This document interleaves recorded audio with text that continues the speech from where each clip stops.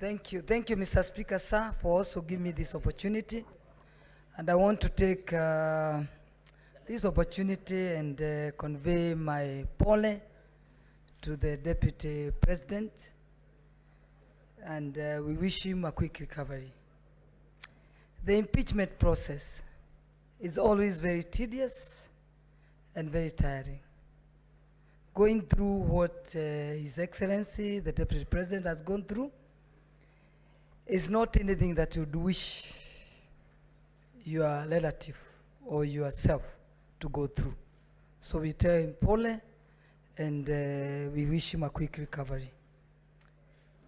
We would have wished if he was here, at least when the senators are talking, he can represent himself.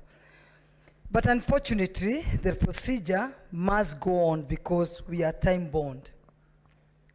This leadership, we must make decisions for the people of Kenya.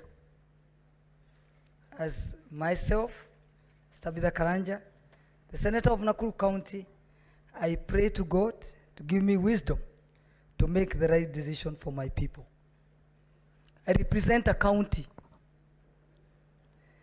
that is a home for 42 tribes. Nakuru represents Kenya.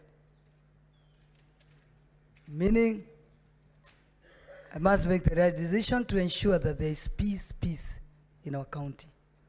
But I want my Nakuru people to trust me, Nakuru people, the people I represent, that I will make the right decision for them. When you look at the economic front, we all know the people who lead the economy of this country. Let's say the manufacturing, the hotels, insurances, the finance institutions. Unfortunately, I also come from that world. I came from the business world. The people driving this economy, all what they want is to ensure that there's stability in this country. So that there's stability that can guarantee conducive environment for them to do business. The deputy position, the deputy president's position, or even the deputy governor's position is a position that we need to think about. If you look, it has a history that every deputy president is unlikely that they survive. But we need to have the firing and hiring to be given to the same person that hires.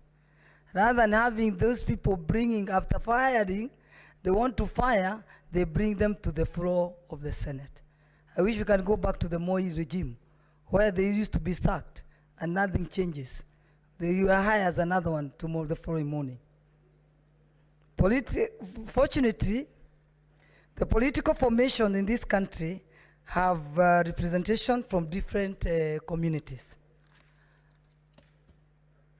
I know we are always asking where we are, but when the boss says he doesn't want the person that is hired, a manager, it is very, very hard to say that you can save that person, because even if you save him, where is he going to work?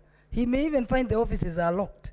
So I think you make the right decision to ensure that this country moves, because all what we are looking for is stability of this country.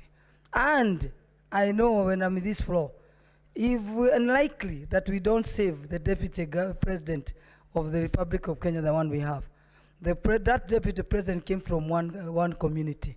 I just pray that that position will be returned to the same community. Thank you, Mr. Speaker, sir. Asante. Senator Okoit Omtata.